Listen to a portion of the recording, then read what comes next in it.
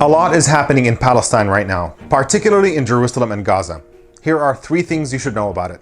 Number 1, this is ethnic cleansing, not a real estate dispute. As the recent major Human Rights Watch report shows, the status quo for all Palestinians living under Israeli rule is apartheid. Now, Israel imposes different forms of apartheid on different Palestinians, but for all of them, Israel engages in systemic, institutionalized discrimination and a crushing denial of their most basic rights. That started with the establishment of Israel, when it drove out more than 750,000 Palestinians out of their homes and destroyed more than 500 Palestinian towns and villages in order to create a Jewish majority in a place that had a Palestinian Arab majority. And what's happening today is a continuation of that process. In the East Jerusalem neighborhood of Sheikh Jarrah, the Israeli government is pushing to expel Palestinians out of their homes in order to give those homes to Israeli settlers. And this isn't the first time that this is happening. It's becoming a familiar scene in East Jerusalem. Jewish settlers taking over a Palestinian home and dumping the furniture in the garden. This is the settlers' strategy. House by house, family by family, they're trying to take over the neighborhood of Sheikh Jarrah. They're doing so with the full cooperation of the Israeli police and the Israeli courts. And it's a pattern that's repeating all over East Jerusalem. And to make matters worse, these families in Sheikh Jarrah were already refugees driven out from their homes when Israel was established. Now, while some Israeli leaders are upfront about this being an effort to drive out Palestinians to achieve demographic dominance in Jerusalem, others try to hide their real aim and pretend that this is all a real estate dispute that the Israeli courts can handle.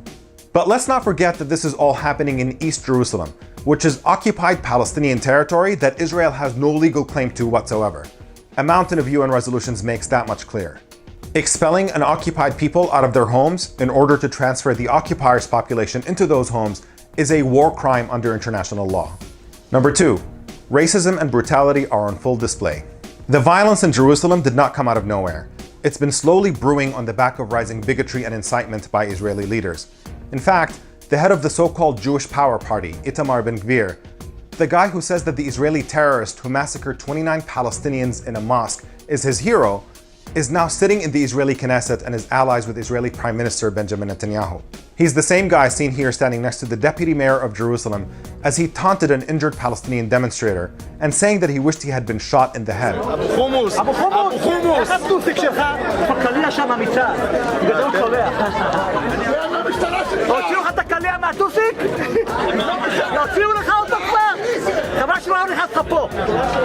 This incident came just days after mobs of Jewish supremacists in the hundreds took the streets of Jerusalem chanting death to Arabs and assaulting scores of random innocent Palestinians.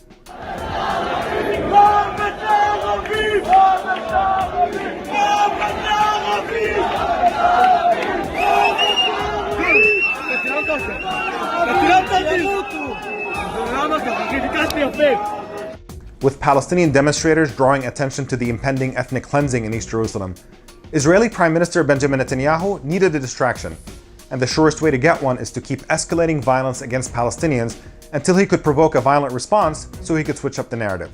So it was no surprise that Israeli occupation forces drastically escalated their violence, brutalizing unarmed Palestinian demonstrators and invading their holiest places of worship, with scenes of Israeli mobs chanting genocidal slogans as flames from Israel's assault on the Al-Aqsa compound burned in the background. Now, just imagine if the situation were reversed. If it was armed Palestinians invading Jewish places of worship and brutalizing unarmed Israelis in videos that littered social media, that footage would be playing on a loop as breaking news on just about every network. Unfortunately, many did not pay attention until what happened next. Number 3, Israel is massacring civilians in Gaza. In the face of sustained racist brutality towards Palestinians and attacks on their holiest sites, militants in Gaza fired rockets at Israel, and now a lot of people are referring to Israel's bombing of Gaza as a response. But there are 2 things to keep in mind here. The first is that Israel is inherently the initiator of violence simply by being an occupying power present by force on Palestinian land, imposing apartheid on an occupied people. And this includes Gaza, where Palestinians are under siege and occupation, trapped with no access to the outside world. Israel claiming self-defense in this situation is every bit as absurd as an armed and violent intruder in your home claiming to be defending themselves. And then Israel is yet again responsible for escalating the violence by expanding its ethnic cleansing and assaulting demonstrators and places of worship. So if you're thinking about referring to a cycle of violence, just remember this key context. This is violence between an oppressor imposing occupation and apartheid and the victims of that oppression and apartheid. Only one side here, Israel, holds all of the power, has all of the fighter jets, controls all of the borders, and is imposing systemic oppression on an entire people. To speak of this as if there are two equal sides is to distort the most basic reality. The second thing is that Israel regularly bombs civilian areas in Gaza indiscriminately, to the condemnation of every major human rights organization in the world. Back in 2014, they killed more than 500 Palestinian children in the span of 6 weeks. And in just the last few days, they've killed no less than 27 Palestinian children and brought down entire apartment buildings. These are also war crimes, and they are the end result of Israel's refusal to see Palestinians as equal human beings who are deserving of the same dignity and rights that Israelis have. And now, after endless incitement, a horror show is unfolding throughout Israel, where mobs are breaking into random Palestinian homes and attacking the residents while children scream.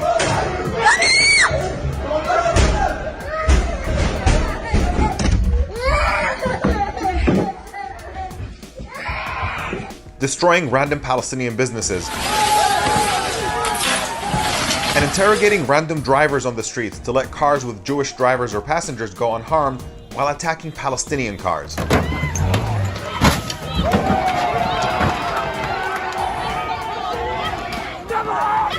And the worst of it all is that Israel's violence is paid for with our tax dollars, to the tune of $3.8 billion every year. That's more than $430,000 every hour of our money going to finance these crimes. So for anyone who's interested in solving the crisis in Palestine, or just in making sure that their money is not funding war crimes, there's a very simple question to ask. Is this how our money should be spent?